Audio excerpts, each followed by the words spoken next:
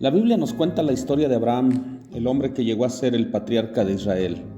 Abraham nació en Ur, antigua capital del imperio sumerio, y este hombre tuvo un encuentro transformador con Dios.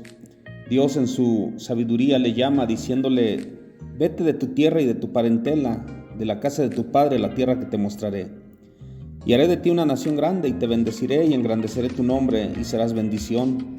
Bendeciré a los que te bendijeren, y a los que te maldijeren maldeciré, y serán benditas en ti todas las familias de la tierra. Abraham entonces le cree a Dios, pero no solo creyó en Dios, le creyó y eso le fue contado como justicia. Abraham abandona la religión de sus padres, él camina de la mano de Dios y Dios lo llevó a una tierra prometida. Y allí, en ese lugar, desarrolla una relación con Dios que le reafirmó su promesa diciéndole: este es mi pacto contigo. Dios cumplió sus promesas con Abraham cuando nace Isaac. Fue hasta su vejez que Abraham pudo ver que se cumplió esa promesa, porque ahora tiene a su hijo, ese hijo que sería el medio para que él llegara a ser padre de mucha gente. Lo más lógico sería que así terminara la historia, con un final feliz, pues se supone que ya Abraham está tranquilo, está feliz al ver que ya Dios ha cumplido esa promesa y que todo, absolutamente todo lo que Dios le había dicho, ahora está sucediendo. Sin embargo, la vida no es tan sencilla, porque todos vivimos problemas y desafíos todos los días de nuestra vida. Muchas veces, cuando más tranquilos estamos, una promesa hace que caigamos en crisis. Inesperadamente, ese viejo amigo de Abraham le dice en el libro del Génesis: Abraham, y él respondió: heme aquí. Toma ahora tu hijo, tu único Isaac, a quien amas, y vete a tierra de Moria, y ofrécelo allí en holocausto sobre uno de los montes que yo te diré. En nuestro oído actual, esa palabra que Dios le da a Abraham parece más una ofensa. Y de hecho, hoy en día no pocos teólogos afirman que el texto no es real, sino que tal parece que es un error, porque pues no puede ser posible que Dios dijera algo así. Otros creen que la historia presenta un lenguaje arcaico y muy ambiguo acerca de Dios. Pero para Abraham esta petición no sonaba tan extraña, porque en el mundo antiguo no eran raros los sacrificios humanos. Esos eran relativamente comunes. En muchas civilizaciones los líderes religiosos le decían a la gente que los dioses les demandaban sangre. Sí, sangre humana, sangre inocente, para así aplacar su ira. Quizá el dios pagano más conocido al que se le ofrecían sacrificios de niños era Moloch, que era adorado por los amonitas. La región de Amón estaba cerca del territorio israelita, por lo que podemos suponer que Abraham conocía esas prácticas. Moloch era también conocido con el nombre de Quemos por el pueblo de Moab.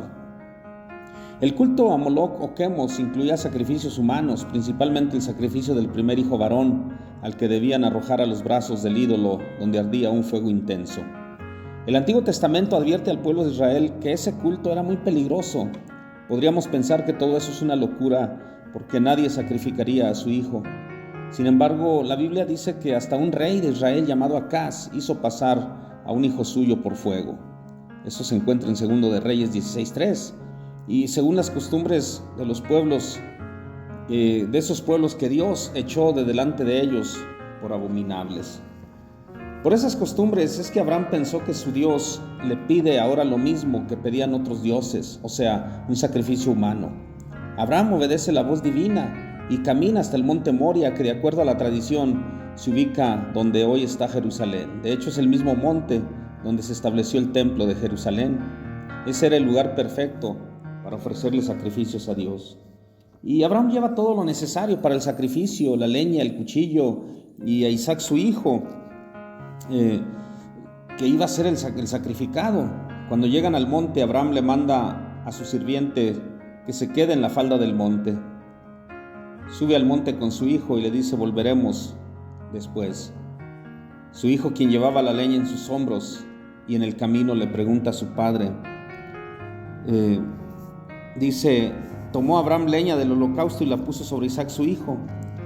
Y él tomó en su mano el fuego y el cuchillo, y fueron ambos juntos. Entonces habló Isaac a Abraham su padre y le dijo: Padre mío.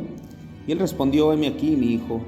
Y le dijo: he aquí el fuego y la leña, mas ¿dónde está el cordero para el holocausto? pues él le pregunta por el cordero con el cual habían de efectuar el holocausto. Cuando llegan a lo más alto del monte, Abraham alista las piedras para el altar, acomoda la leña para el fuego y ata al niño sobre el altar. Sin embargo, cuando levantó el cuchillo para sacrificar a Isaac, Dios le vuelve a hablar. Dios le habla y le dice entonces el ángel de Jehová: Abraham, Abraham, y él respondió: heme aquí. Y dijo: no extiendas tu mano sobre el muchacho, ni le hagas nada, porque ya conozco que temes a Dios, por cuanto no me rehusaste a tu hijo. Entonces alzó Abraham sus ojos y miró, y aquí a sus espaldas un carnero trabado en un zarzal por sus cuernos. Y fue Abraham y tomó el carnero y lo ofreció en holocausto en lugar de su hijo. Después de escuchar la voz de Dios, Abraham miró hacia un lado, vio al carnero, lo sacrificó en lugar de su único hijo. Así se cumplió lo que Abraham le había prometido a su hijo, que Dios se encargaría de proveer el animal para el holocausto. En esta historia podemos ver muchos mensajes. Es una historia que tiene diferentes sentidos en varios niveles. También tiene grandes enseñanzas para el pueblo de Dios. Por ejemplo, que Dios prueba la fe de sus hijos, que Dios valora la obediencia de su pueblo. Nos enseña también que no debemos perder la fe en los momentos más difíciles. Nos enseña a vivir con esperanza, pero sobre todo, que Dios provee aún en situaciones que parecen o que son imposibles. Pero en esta ocasión quiero que notemos algo que también es muy importante en la historia. Para mí quizás es más importante que los anteriores, porque estamos viviendo en una sociedad que está siendo azotada por la violencia. Esta historia nos enseña claramente que Dios no acepta ni pide sacrificios humanos. Eso es un mensaje importante, pues sabemos y comprendemos que las relaciones humanas no son fáciles. Y hay veces que ciertas dificultades se agudizan y se vuelven relaciones de abuso y explotación. Se vuelven relaciones tóxicas y enfermizas, en las que hay todo tipo de violencia, ya sea verbal, física o emocional. Y cuando alguien nos humilla, nos insulta o nos explota, esa relación no tiene ningún valor.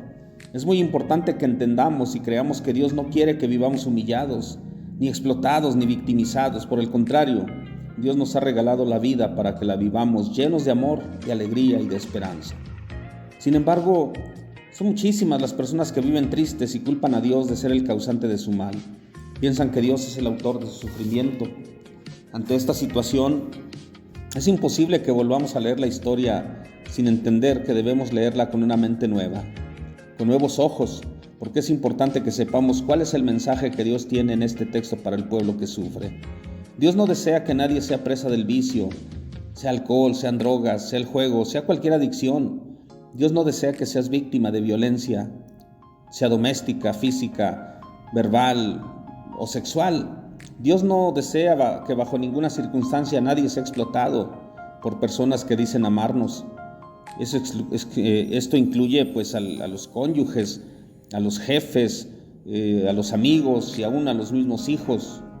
Dios no desea que lleves las culpas ajenas o las culpas que nos echan otros, que son tan cobardes, débiles e inseguros que no son capaces de responsabilizarse de sus propias acciones, que siempre están buscando un culpable, alguien a quien puedan sacrificar. Dios no desea que usted sienta la obligación de sacrificarse por personas que voluntariamente andan en muy malos pasos y nunca dan la cara. Escuchemos este mensaje que viene de la palabra de Dios. Dios no acepta sacrificios humanos. Dios no necesita que usted sacrifique su hijo o su hija por Él.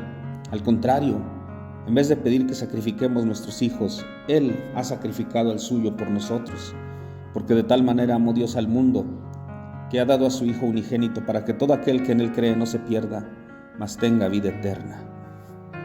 Respondamos con fe al mensaje de hoy, en el nombre de Jesús.